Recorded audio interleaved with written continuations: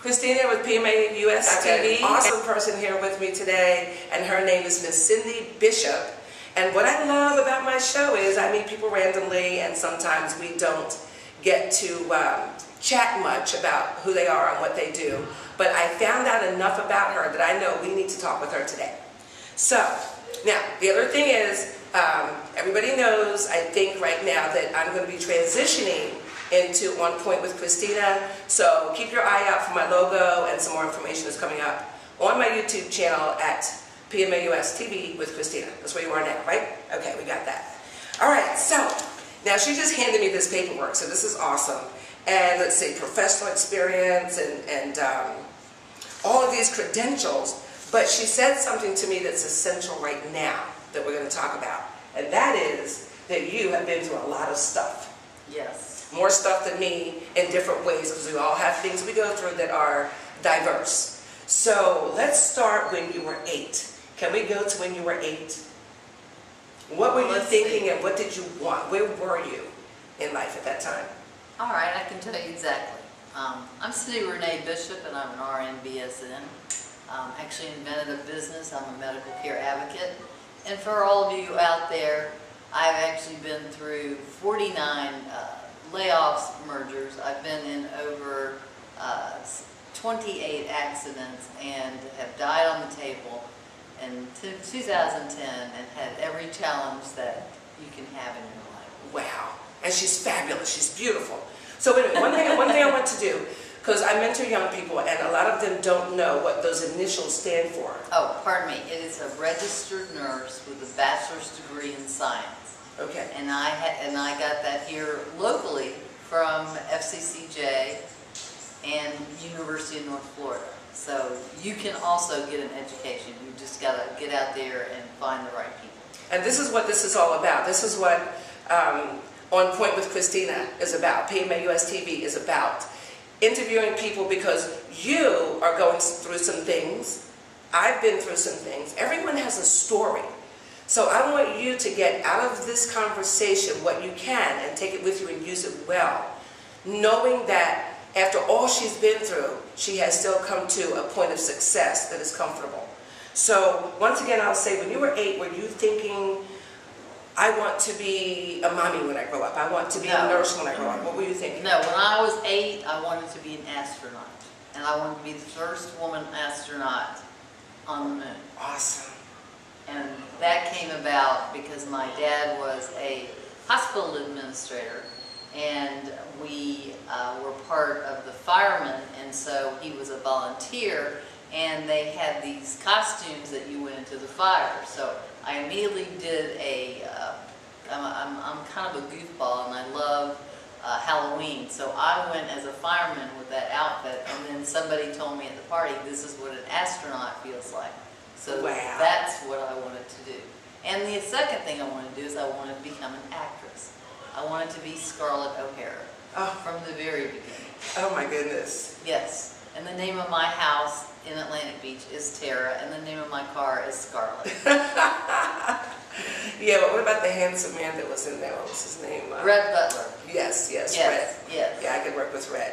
Absolutely. So now as time goes on and you progress into your teen years, are you still thinking the same thing? Are you still looking for the same thing?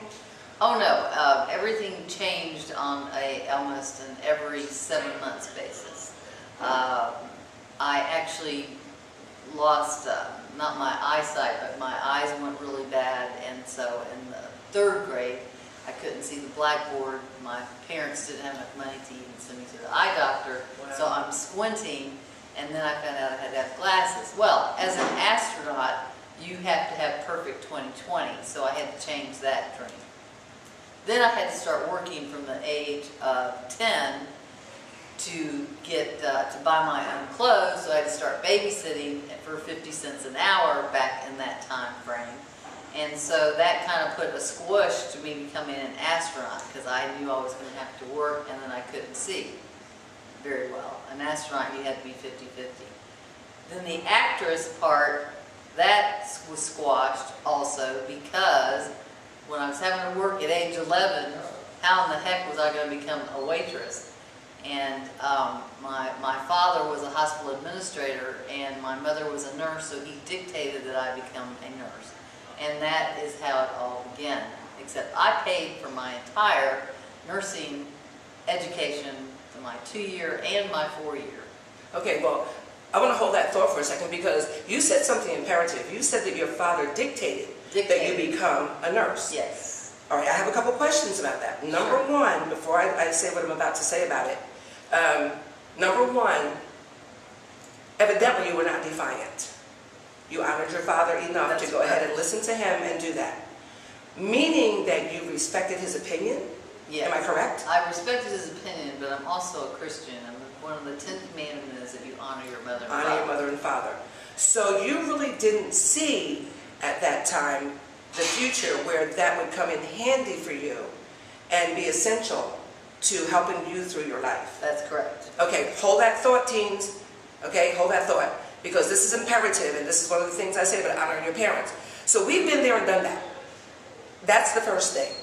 Her father had already foreseen something, and she couldn't even have an idea of what it was he saw, and she wasn't even worried about it. It was like, Daddy said do it, and we're going to do it, and this is going to be something which she didn't know that would be part of her essential future. So there's something your parents are trying to get you to do.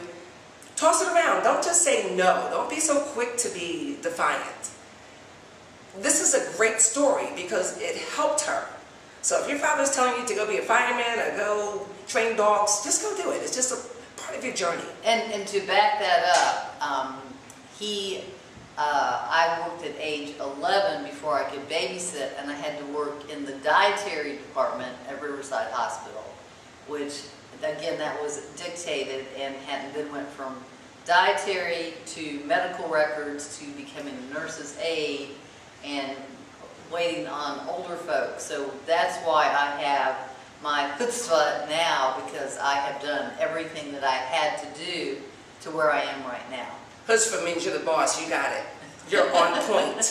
So, okay, that's great. So now, when did you become a nurse finally? When did you get out of school and just go for that career? Okay. To back it up, many people have helped me in my life. And the one thing you got to do is get out there and network. And I worked for OC's Apothecary when I was 16 years old. I was his delivery girl. And he knew I was going to become a nurse. And I worked for him from age 16 until 24. So I worked for him part-time, and he helped me as I was becoming a nurse. So I went from junior high school to working almost 7 jobs, to working for him on Saturdays and working in the hospital, to becoming a nurse at FCCJ. That was 1972. Went directly from Wolfson, June, and then started the fall semester. Wow. Okay. Wow. No break whatsoever, and then worked 4 or 5 jobs during my college. Okay, so now, what was your your dad's profession? He was a hospital administrator at Riverside. Oh, now we know why he wanted her to be a nurse. That's interesting. We came here during Hurricane Dora in 1964 from Corbin, Kentucky.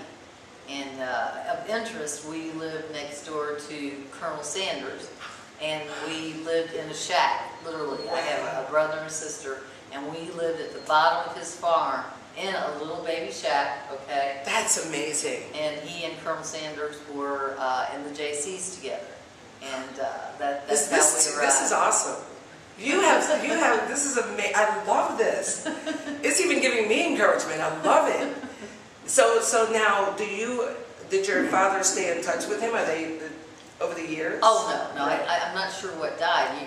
If you remember, Colonel Sanders did not go into business until he was like 65. Right. And so I'm not sure when he died. Yeah. And I was only 14, so you know. Yeah, you weren't impressed until later on when you said, "Oh, I remember." No, he was drinking bourbon every morning and chasing me around at 16. So you know. I love it. So now you're out of school and you go into nursing. Were you in the same hospital as your father? No. I actually moved as far away as I could from Jacksonville because I had fallen in love with a gentleman, And so when I graduated, I went with my two best friends from high school and went to the Medical College of Virginia. Didn't know a soul.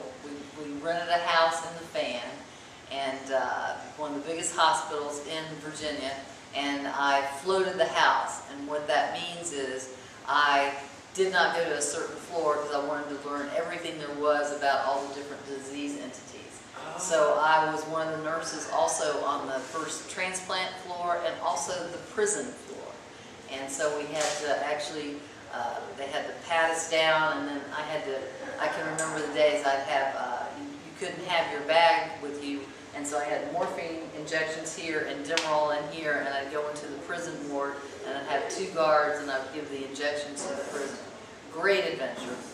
And was there for 2 years. And then we lived in the Fan District, and somebody caught our house on fire, and so I lost almost everything. So I came back to Jacksonville and then started at Old St. Luke's on Main Street, and then that's how my nursing career. Now this is worldwide, so all you people, my friends over there in Korea and China and everywhere that you are, New Jersey, New York, whatever, this is some history on Jacksonville, and this is new to me. I've only been here a couple of years, so all of this, I'm so excited because I'm learning so much. But we're going to take a break right now. Stay tuned to Life and Keep Learning. We'll be right back with more adventure with Miss Cindy Bishop.